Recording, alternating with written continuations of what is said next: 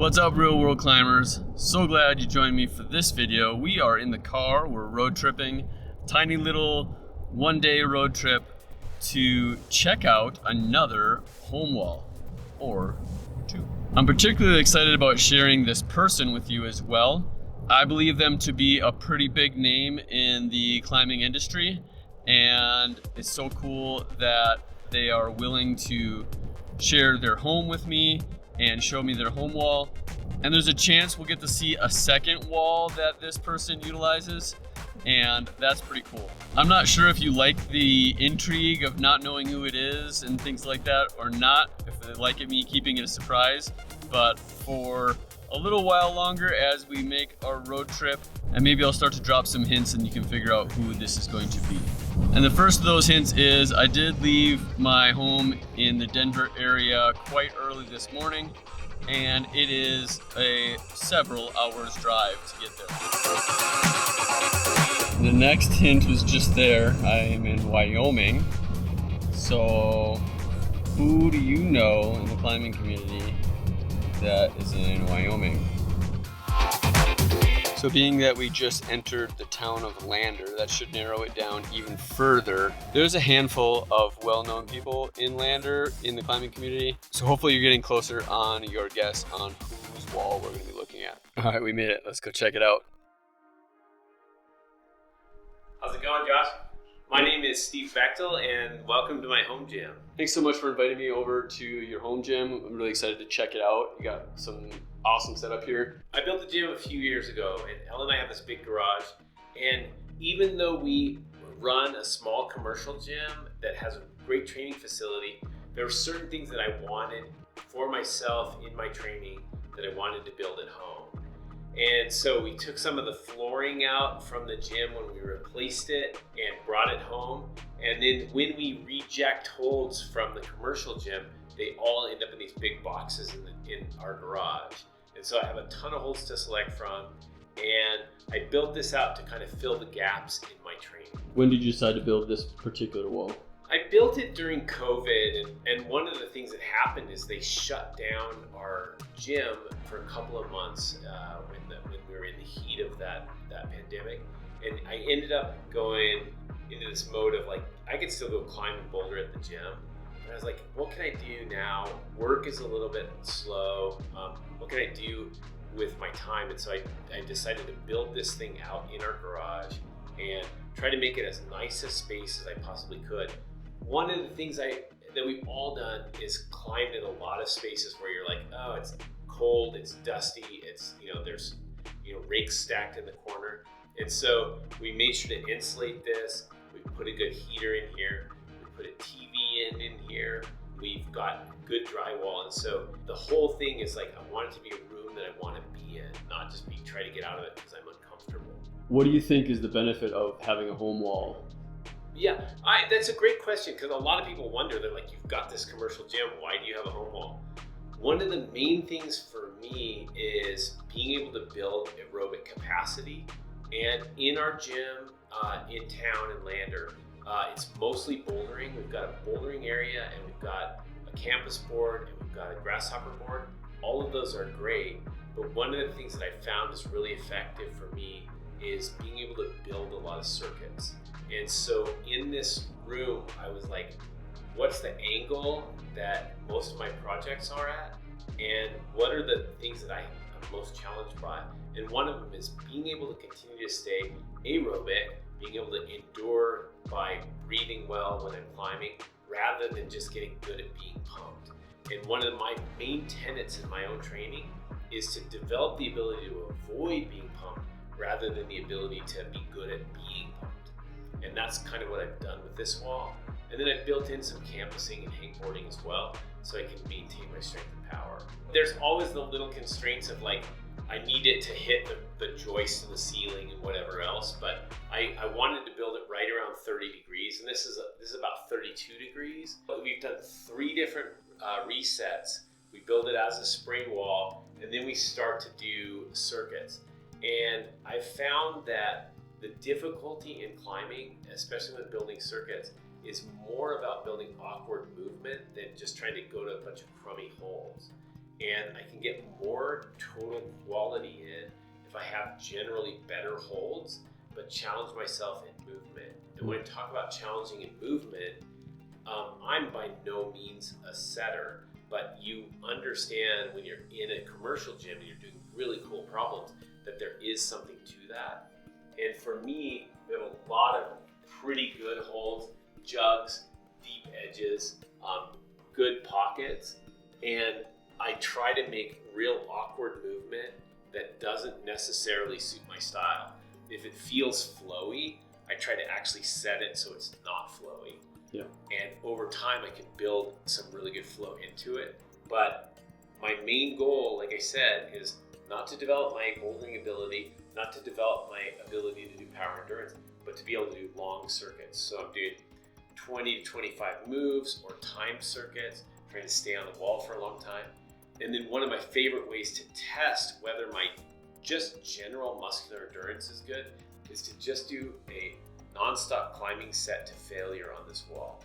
Open holds, open feet, and just see how far I can go. And that's a profound difference. The pockets are generally straight down poles, but you'll see most of the jugs I put at underclean side pole Gaston angles, because those things are easy enough to use, and the awkwardness of the position is really where we get tired in climbing. People will do things like 7-3 repeaters to failure with this idea that somehow that's going to translate to really hard endurance, but the back musculature, how tight we're holding the core, if we're holding our breath, those things are much bigger players in overall endurance on routes. And so I try to keep that in mind. Like really hard foot movements, you'll notice that the bottom half of the wall is pretty sparse for feet. And so I didn't want to have the footwork to be that easy. As we know, all footwork indoors is pretty much easier than all footwork outdoors. And so we wanted to make this as challenging as possible.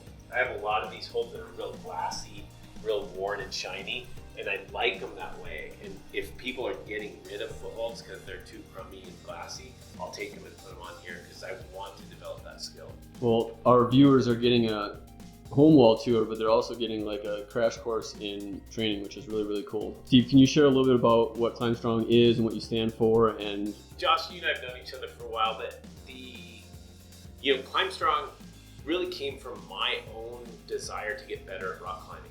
I went into exercise science in college because nobody could give me the answers. There were no training books on climbing. And so I went to these exercise science classes, got to know professors, and was like, how would this apply if I was trying to make my fingers stronger? What if I was trying to get really good endurance in my arms? What would I do then? And it slowly formed, and I came in at a really great time. There was a lot of really fun research going on, a lot of interesting things, and we just really lucked into a time when people are starting to learn a lot about how to train for climbing. And we've taken that knowledge, and I work with a really great team. We've got 15 to 18 coaches that are constantly trying to learn. One of our major tenets at ClimbStrong is that we are constantly trying to improve what we're doing, scrapping the old stuff, modifying it, and trying to make things not only better for climbers, but simpler to implement. And the second that I think that I know everything in my field is the time that I need to leave the field. And so what we do is we experiment with different training modes. And one of the things that happens in here is I probably make a lot of mistakes in my programming, but making those mistakes helps me do better programs in the future. And so you sort of sacrifice yourself as you're guinea pigging so that the people that come in later don't have to make those same mistakes. With your design of your wall, with the build out of your wall and the processes, do you have any things that you would have done differently? Any design changes you would make in here if you were to start over? Well, it's super easy to do adjustable angle walls, and I didn't realize that at the time. And now that there's so many of them around, there's so many great designs, and it's easy to get hold of hoists, I probably would make this an adjustable angle, but there's some usefulness to it as a fixed wall as well. And they might be like more practical things, but everybody knows that the space behind these walls is really wasted space in many cases. And we have a tremendous amount. It's basically our storage area for, our Christmas ornaments and pictures of the kids and all, camping stuff. And so I actually sort of like it for that. One of the things you'll see as we look around the room, though, is I do have more space in the room where I can put another board. And over here where the TV is and sort of this whole storage area can actually hold, it's built out and it's got the space to put in a tension board. I'm interested in being able to build one of those out fairly soon, but I want to be able to keep the mission of this gym in that stamina realm. Because like I said, I do have fixed board and bouldering at work, so I'm real lucky in that way. Yeah. The other thing I do in here is to try to train for strength. And one of the things that we found with strength training is that regularity is actually more important than intensity. And finding a way to make sure that I can continue to address finger strength, a little bit of explosiveness is really important. And especially as I age up as a climber, I'm finding more and more need to maintain that strength. So I've got a couple of hang boards here. I've got the Awesome Woodies board, which I think is one of the best boards for just fixed size edges. And then I've got these little tiny edges from Digit Climbing up in Canada, and they're awesome, and I still can't use them. So it's real inspiring to be able to do that. I got a bunch of these really good rungs from Awesome Woodies, and they're a real friendly angle. They're a really well designed rung, and they're just a little bit sloping. Originally built it, I was like, oh, I'm gonna do 16 feet high, but it actually ended up only being like 13 and a half feet. I was just like thinking I could go much higher than I really effectively could. I was gonna go up into the rafters above, but the build out and reinforcing was gonna be too much. And then we do have 16 wide, which is a really nice size. You don't have to move back and forth too much. Down climbing, as good as it is, and traversing, as good as it is, just isn't the same as climbing up. And so I try to do a lot of diagonal upward movement and then some quick down climbs. So most of my circuits sort of look like a figure eight or an infinity symbol, where I diagonal all the way up to one corner, quickly down climb, and then try to make it more difficult move the other way. I do things that sort of look like up and down, ends and things like that, but it seems like the infinity circuits are the best way to go. Yeah. Have you ever done like the alphabet game where you try to write the alphabet in, like your body path draws the letters of the alphabet? Oh man, that sounds like that would be a long circuit. But yeah, that so then you get different holds from different parts of your wall because you're in different parts of the letter, and it takes some boredom out of it. Yeah, brilliant idea. I think that's part of it, and really, Josh, you hit on a good point where endurance, like one of the things we tell people is endurance is boring to get and wonderful to have. Oh, yeah. And so finding ways to be creative with it and understanding that as long as we're hitting the right parameter of like, I'm staying in this zone and in this intensity and trying to push for this duration, you can, the sky's the limit. You think about if you go out rock climbing at a cliff, whatever you're doing is helping you develop rock climbing. It's not like I must do this climb 9 times in a row in order to develop this level. And so climbing's game-like nature is a really useful part of it. Do you have some favorite holds on the wall? Well, I have on this wall a lot of things that have a tremendous sentimental value. There are several of these holds that were the original Entropy holds that I saved up and saved up and saved up. And my friend Tom Rangich and I built a climbing wall when we were in college, and those were the holds on the wall. And so I have a few of these old EP holds. We had a all wood bouldering wall that another friend Kirk and I built. And so a lot of these blocky wood holds, John's hold, these ones with the red or blue paint on them, are from that old wall. And that was maybe from the mid-90s. There are 2 holds on here that Todd Skinner and I built. The one's called the Monitor and the other's the Merrimack. And they were designed to be used in a roof, and so you can crimp on the sides of them. And we were really trying to simulate the roofs in Waco tanks. And so you can use all the sides of them, and so they're quite easy to use on this wall, but in a roof or a steep situation, they were quite taxing. I've got various other things that are kind of funny things from the old generation. This was, I think, Stone Age climbing's. They had a system board set, and this is actually a really cool hold. The pockets are quite good. Yeah. I've got a bunch of the Yaniro holds. I have some of the original Yaniro holds. Some of the production holds that they had was straight up. But what's really cool is I think I've got 3 holds that Tony actually just poured while he was here in Lander. And they're great texture. They're the best textured holds I've ever trained on. He didn't put any of the sand in them, so they're really easy on your skin. So it's basically like climbing on wood. That guy is so far, he's still generations ahead as far as innovation and thought when it comes to training for climbing. And so Tony Yaniro is a national or an international treasure. So speaking of your conversation about endurance, he has a very famous quote about endurance that it doesn't matter if you have endurance. I'm paraphrasing, obviously. Yeah. If you can't hold the moves, you can't do the hardest moves. What does it matter? Yeah, and that's the thing that's really important is like just getting good at doing really, really easy moves limits what you can do. And so what we want is to do hard and difficult movement and then do more and more and more of it. Mm-hmm. You know, like say you're trying to get ready for a marathon, if all you can do is walk and you're not capable of running, you're not going to run a very fast marathon. So you've got to be able to run first. Yeah, he still is a vision and an amazing person. It's so easy to think that we're training correctly, but we're ignoring something really obvious that is going to bite us when we get out there to the performance environment. And so it's really important that I go do my training here, test it. Did it work? If it didn't work, how do I come back here and fix it? Homeboard climbing, indoor climbing, plastic climbing is not the same as rock climbing. It's a very close simulation, but we always have to remember, like, how can I go one better on that? There's a narrative out there now that's like, oh, indoor climbing isn't like rock climbing, and it's not going to prepare me for the crag very well.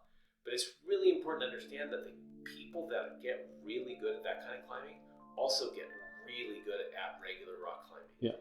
It's not like Janja is winning the World Cup and then can't climb a 510 at the crag. Right. You know, they immediately can apply, and so we need to accept that training for climbing might not be exactly what we're experiencing when we're at the crag. So Steve, would you say that there's a lot of benefit for the average climber, busy climber that can't get to the gym as much as they want, that a home wall would be beneficial? For sure. You have 1,440 minutes in a day, and it's really, really important that we make the most of that time. If you have to spend half an hour getting to the gym and back, you're going to go 3 days a week. That's 3 hours that you're wasting just sitting in your car. And so the more time that you can spend at home getting that training done and being present at, where you belong with your family and friends is so important. And so yes, commercial gyms are awesome. I actually own a commercial gym and I love people to come to it, but the home gym serves as a great adjunct to it. And I use this home gym regularly. I use the commercial gym regularly, and they both have their place in my climbing life. So now that we've kind of checked out this stuff, looked at the spray wall, looked at the campus board and my hang boards, let's go down to Elemental and take a look at what we've got at the gym. That was sick. So we're going to head over to his gym and like the headquarters for ClimbStrong. But seriously, we got like a master class in training and a tour of his home wall. That was awesome. Okay, now that we've seen the home gym, we're going to come in and take a look at Elemental, which is the gym Ellen and I have had here in Lander for the last 24 years.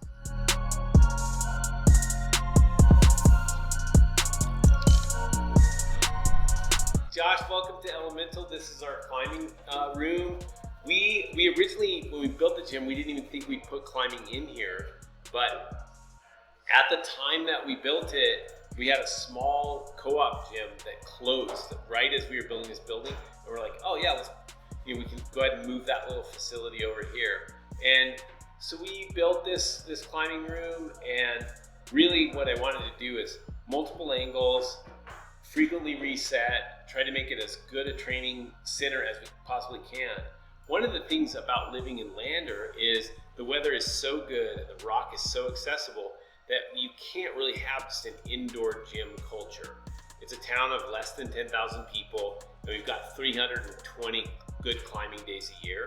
And so what we get is people coming in during their lunch hour. We get people that are trying to supplement their normal climbing training, and they can do it in here or they can do it in our climbing training room in the back. Multiple angles, so that's like a 45 there? Yeah, 45, then a 30, 15, and then a bird. And really one of the challenges for us, and again, I'm not a wall builder, is to try to avoid dead spaces. And that's also just a huge thing in home gyms, but useless pieces of the wall. So we keep doing some redesigns, rebuild the wall. We've rebuilt it in order to try to optimize it. So we've had it built a couple of different ways over the 22 years that we've had the place. Okay, so then this is our main training floor. As you can hear, we've got treadmills and Stairmasters upstairs. But here we mostly look for space. We want to have a lot of floor space, a lot of free weights, a full set of dumbbells. We've got a full set of kettlebells. We've got, squat racks, all of the normal tools that you would see out of what I would consider a high quality training environment. And then back here's our classroom, and this is kind of my favorite training room. In the classroom, we run your normal things, like a class at 8:30 in the morning, one at noon, one at 5:30 p.m. We do some climbing specific stuff, but we also just have this as a general population training gym. What we do in here is the same stuff. We like to have tables, we like to have dumbbells, barbells, kettlebells. We're gonna have plenty of stuff for people to do the supplemental training that they need to do. I also love the adjustable board. The Grasshopper wall, as you know, is one of the great adjustable boards, especially the mirror image component of it is really cool. Yeah. I love the Grasshopper because it has high quality problems all the way down into V1 and V0. And that's hard to do on a fixed board. So the Grasshopper's been really great for us. And then we've got a normal campus board and a systems board. Our systems board is a little bit unique. Not a lot of gyms use them anymore, but I still think it's a completely valid idea. And ours is very specific to the kind of climbing that we have in our area. As you know, the climbing from Wild Iris and at Sinks Canyon is very pocket oriented, very steep. And one of the main things people have to initiate is the ability to hold on to shallow 2-finger, shallow 1-finger pockets. And the way we do that is we injury proof them through training on blocks and training on the system board. And so you'll see we've got matched pairs of monos going up, the orange ones. We've got matched pairs of shallow 2s. We've got matched sets of jugs.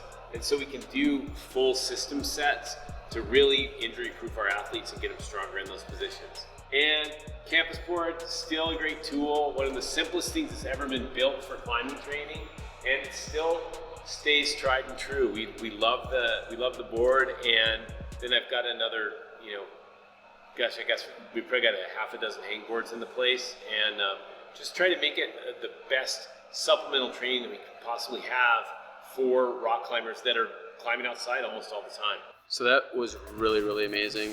Thanks so much to Steve and ClimbStrong, and thanks for opening up your home gym and your commercial facility as well. I've actually read Steve's book called Logical Progression, and it's a really good training book. It's a really good book on mindset of what you're trying to accomplish with training and getting the most use out of your time. It really fits in with the real world climbing model of trying to improve but not sacrificing other things that are important in your life. So if you haven't already read Logical Progression, I would definitely recommend it. I'll put a link to it in the description below. And also I'm going to put a link to the ClimbStrong website. And if you want to check out ClimbStrong for coaching and what they offer along those lines, I would definitely encourage you to do that. If you do decide to hook up with ClimbStrong for coaching, make sure you let them know that Real World Climbing sent you. I'm actually going to get a little bit of climbing in here on this Grasshopper board. I may do a video about that as well. So stay tuned. Make sure you click the chains on the subscribe button. I'll see you real soon.